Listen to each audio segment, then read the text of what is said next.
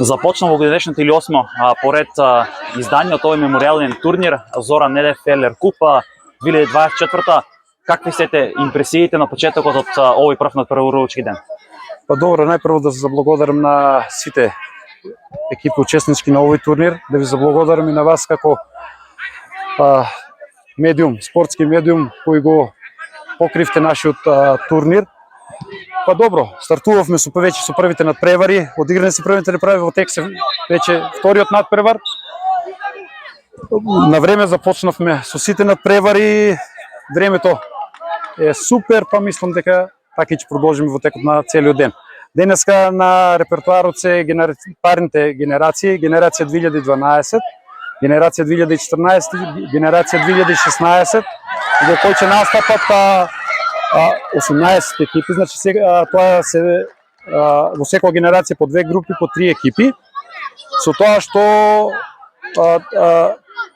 првите две пласирани од групата патуваат во полуфинале, додека трето пласираната ќе игра за пето и шесто место. Каков интересот е, колку екипи ќе настапат на овојднешното издание?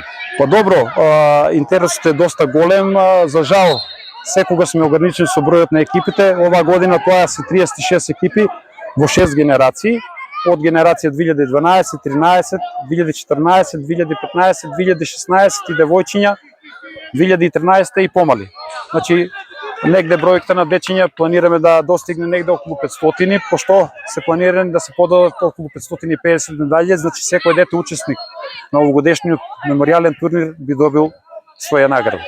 Ова значи дека резултатите одат во втор план, пред се тука другарството, пријателството и тоа што секој дете преку тие награди кои што ги добива се осеќа како стимулирано да може да продолжи со својата кариера и да биде еден ден врвен спортски фудбалер. Па да, знаеме дека секогаш резултатите ние ги ставаме секогаш навистина во втор план, треба дружба и да му докажеме на младите дека спортот преку здрав дух со правилно однесување резултати сами ќе дојдат во повозрастните категории. Што утре може да го очекуваме кога го праш на овој надпреварувачки? Кажавме денес се парените, утре се непарените. Утре се непарените, да, утре се генерација 2013 и генерација 2015 во машкиот турнир и женскиот турнир кој ќе биде девојчиња од генерација 2013 и помали. Ова значи дека за прв пат настапуваат девојчињата на овој турнир или и во минатото беа застапени? Па беа и во минатото, само со тоа што турнирот го организиравме посебен ден.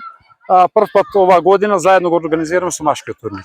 Се размислува ли можеби во на малку повеќе акцент да му се стави на женскиот фудбал, со цел да се постигне, бидејќи имаме некој напредок, каде да речем во Македонија, па преку ваквите спортски настани како вашата да може да стимулирате и девојчињата да напредуваат како фудбалерки во Македонија?